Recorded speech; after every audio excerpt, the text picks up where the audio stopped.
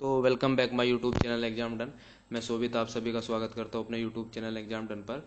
भारत ने रशिया के खिलाफ अभी हाल ही में एक अगेंस्ट वोट किया है, क्योंकि अभी यूएनएससी में एक रेजुलेशन लाया गया था कि यूक्रेन को यूएनएससी में बोलने देने का अधिकार होना चाहिए या नहीं दिया जाना चाहिए। तो रशिया के खिलाफ हमने वोट कर दिया, हमने इजाज़त दे दी है कि यूक्रेन को यूएनएससी में बोलना चाहिए, यूनाइटेड नेशन काउंसिल में बोलना चाहिए। अब इसी के बारे में करंट इशू डिस्कस में इसमें चर्चा करेंगे। उससे पहले आप चैनल को सब्सक्राइब जरूर करें, क्योंकि जितनी भी नोटिफिकेशन है आपको मिलती रहेगी। या आप खबर देख सकते हैं द हिंदू की, for the first time India vote against Russia in UNSC during procedure vote on Ukraine. UNSC में ये रसिया के खिलाफ हाल ही में अभी जो यूक्रेन का रेजुलेशन लाया गया था, उसमें रसिया के खिलाफ भारत ने वोट किया है। New Delhi has repeatedly called upon the Russia and Ukraine sides to return the path of diplomacy and dialogue and also express its support to all diplomatic effort to end the conflict between the two country. Bharat का सबसे पहले यही stance रहा है, सबसे पहले भारत यही सोचता है कि रीजन में शांति स्थापित हो।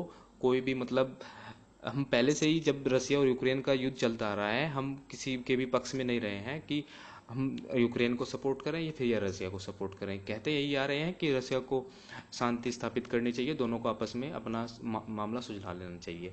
अभी जो यूक्रेन को एक बोलने देने का एक प्रोसीजर लाया गया है, और उसको ये प्रोसीजर या रेजुलेशन मान लेते हैं कि लाया गया है कि रसिया को यूक्रेन को बोलना चाहिए उसमें, यूएनएससी में।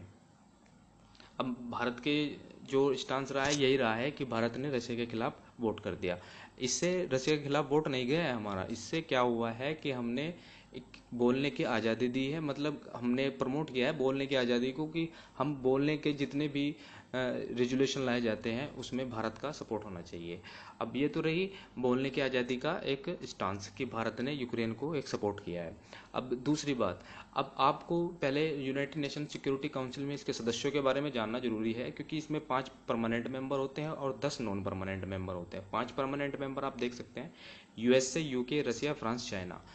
मैंने उससे पहले इंटरनेशनल ऑर्गेनाइजेशन में आपको एक वीडियो, एक सीरीज चला रखी है, उस पर जाकर भी आप यूएन के बारे में जान सकते हैं कि सिक्योरिटी काउंसिल का क्या होती है। आईसीजे के बारे में भी मैंने लेक्चर बना रखा है, आप चाहे तो उसे जाकर देख सकते हैं। और 10 परमानेंट मेंबर हो 10 नॉन परमानेंट मेंबर होते हैं, जिसमें इंडिया भी 2022 तक, दिसंबर के एंड तक सदस्य बना है।